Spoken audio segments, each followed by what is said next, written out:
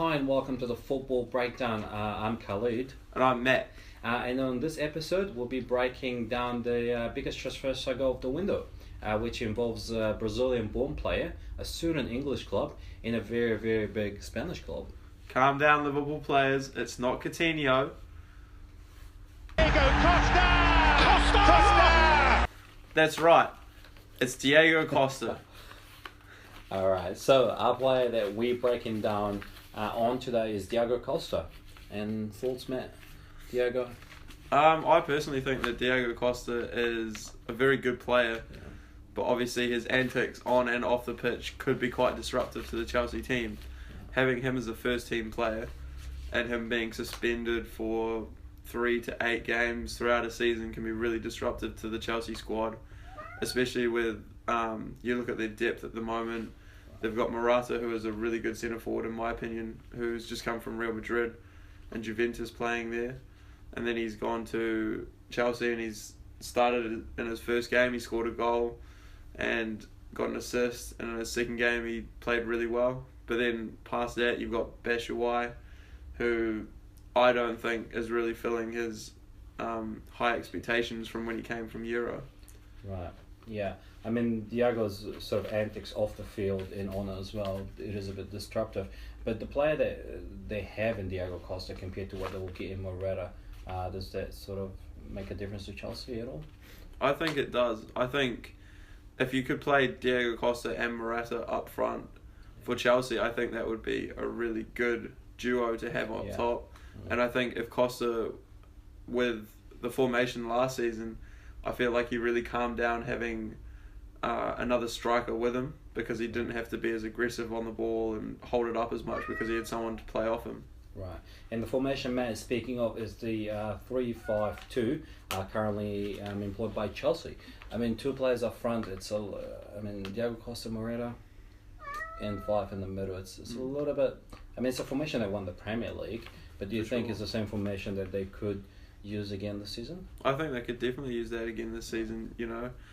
You saw the Tottenham game with Marcus Alonso getting forward and scoring those 2 goals. It can definitely be done, and they beat arguably one of the best sides last season after Chelsea in the Premier League nice and early this season. They defended really well, they attacked really well, and I think it's a formation that can work for them. And obviously you don't see 2 strikers playing very often for an English club anymore, so that's nice to see back in the game, and it's nice to see a nice attacking football. Right, and if it's hypothetically that Diego Costa could return to Chelsea, the possibility of him obviously lining up with Morata is, who will be the target man? Who will play, the last player who will be holding back? I think Diego Costa will come to the ball and look to flick it on for Morata, and Morata will be slightly higher and running through and playing off him, because Diego Costa does still have that aggression to win the ball, bring it down, have players play off him. Right, yeah. And then play it out wide or play it down the middle for Morata. But Diego Costa does also have the aggression of obviously getting into trouble and off the pitch. So it's something for Chelsea, I guess, to consider. But at the moment, Diego is currently in Brazil, enjoying a really nice holiday. While his teammates, played 2 games so far, 1 win and 1 shocking defeat. I think personally Costa would fit well with the current formation, but would he fit with the manager? It's hard to see at the moment. They're not looking like they're getting on very well.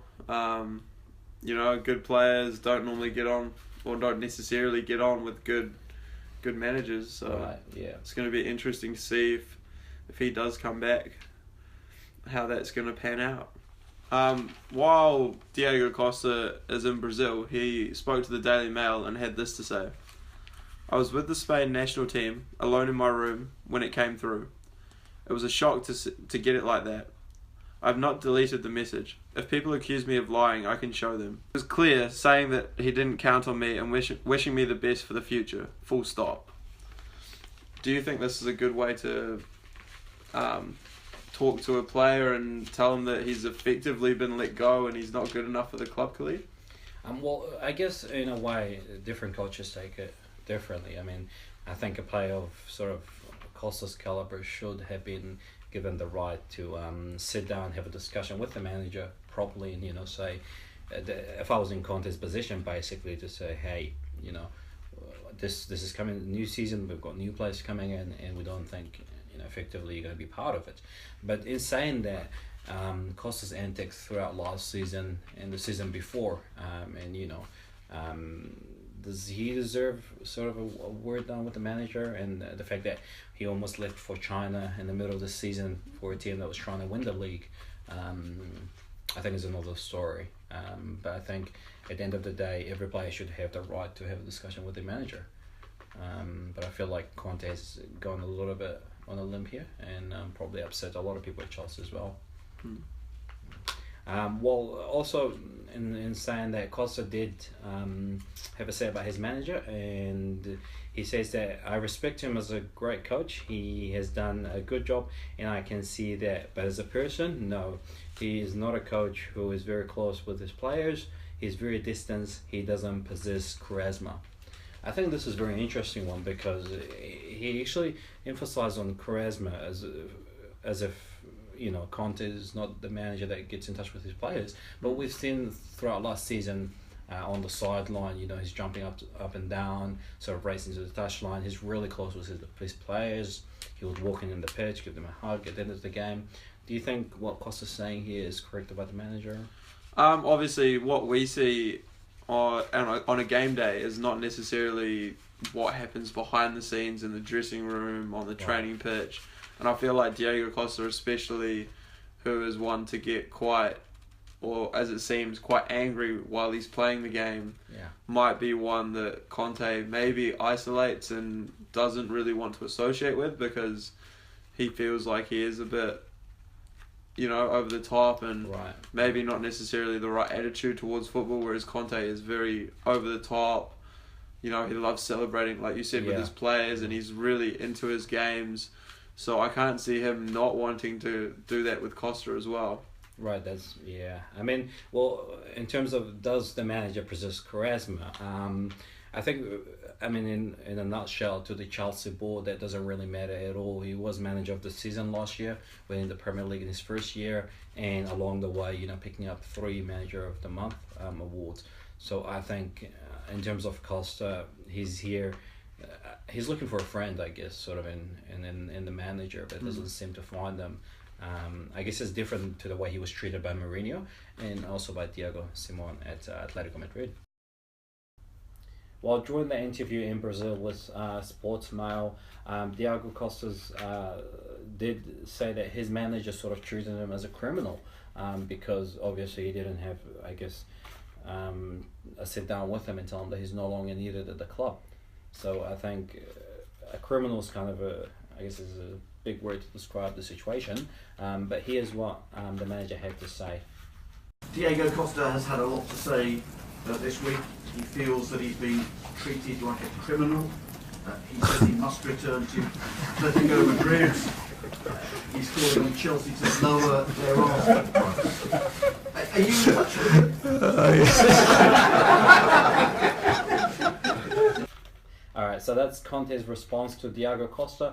Matt, what do you think of that? It's just a historic laugh by the manager. Yeah, I feel like it's a slightly unprofessional way to react to one of your still current players saying that you don't possess what it has to be a manager. Obviously that's not right, but Diego Costa feels like he has been really mistreated, and going off what he has said, it seems like, especially in the English culture, that he has not been as professional as he could be towards Diego Costa in particular. But he could have sort of laughed out of as if Diego's, sort of insane to make such accusation. I mean, Diego did say that Conte treated him as a criminal, so I think the manager might have thought that as an insane explanation to what is actually happening throughout the transfer window. Do you think he's just brushing it off, or do you think that it might have actually happened and he's just sort of keeping it down? I think he's brushing it off for sure, so it's hard to tell whether it's actually happened or not. It's definitely something that obviously the media has definitely portrayed Diego Costa as a criminal. Yeah. So whether Antonio Conte has come over from Italy. Yeah, Italy. And he, whether he's just taken him by face value and said, this is what I've heard and seen about you, and not even given him a chance. Right, makes sense. Well, here's the reaction again from Chelsea manager Antonio Conte on what Diego has called as a criminal situation that he's on currently.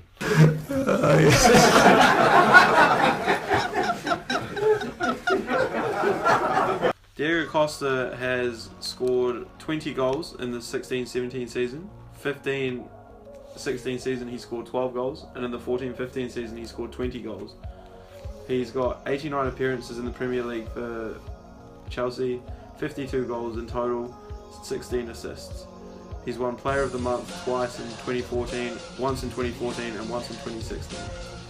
He's received 26 yellow cards, 0 red cards, he's committed 119 fouls and only won 52 tackles. He's also missed 9 games through suspension, and that's excluding all of his injuries that he's occurred while at Chelsea. Right, well, Matt, with his goals, 20 goals in the 2 seasons that Chelsea essentially won the Premier League. With the current formation as they played this morning, as you can see now in front of you, where does Diego Costa really fit in here? Quite clearly he'd fit in where Willian has been playing. Yeah. He should be playing out wide. He's not a natural striker. Right. With this formation, if Antonio Conte is going to stick with this formation, he needs, I would say, Willian out wide and Pedro out wide. Obviously, he's been injured. He's just coming back from his injury. And maybe Hazard just dropping in behind the 2 strikers, but I wouldn't say that any of those 3 would be a permanent solution up top with Morata, who I would assume is going to be starting most games this season, and obviously Costa would fit in really well up there alongside. And obviously Bitchwa is still there on the bench for Chelsea, and a couple of youngsters also. So this is if the relationship was to be, it gets better between Conte and Costa, I think Costa does have a bit of a challenge in front of him, doesn't he? Yeah, obviously Batshuayi, like I said before, he hasn't really lived up to expectations after a really good Euro campaign with Belgium. Right. A couple of seasons ago, Chelsea bought him thinking he was going to be a really big hit, and he hasn't really played that many games. When he has, he's just been coming off the bench, and obviously now they've bought Morata, and Batshuayi started on the bench with Willian up top, so I can't really see him ever being a permanent member of the squad, and hopefully we can see some youngsters start to come through from Chelsea. Obviously, they've seen quite a few players on loan every season, and so hopefully it would be good to see some of those players start to come through.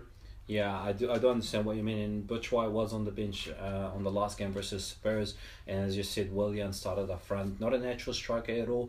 Player who plays up wide, although just up front, but not a natural striker.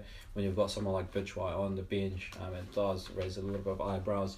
But on the Chelsea formation, as you can see in front of you, Diego Costa could fit well in the 3-5-2 formation, or even if they were to go 3-5-1-1, as in sort of when a player drops him back.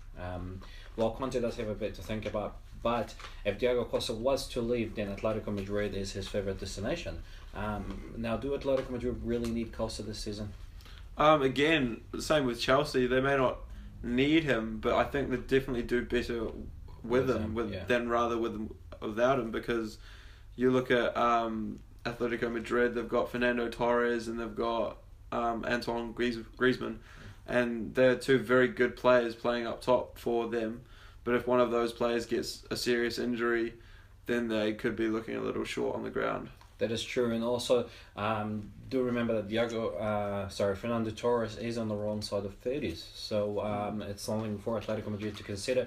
But the fee for Diego Costa, where do you rate him? Is he over the 50 million mark or under? I don't think, with his obviously the amount of bookings and his discipline, I would sit him about 35 to 40 million pounds, just in terms of his goals and his attitude towards the game. Yeah, okay. And finally, do you think he will stay? If you were to predict it right now, do you think Diego Costa will be a Chelsea player come the end of the transfer window?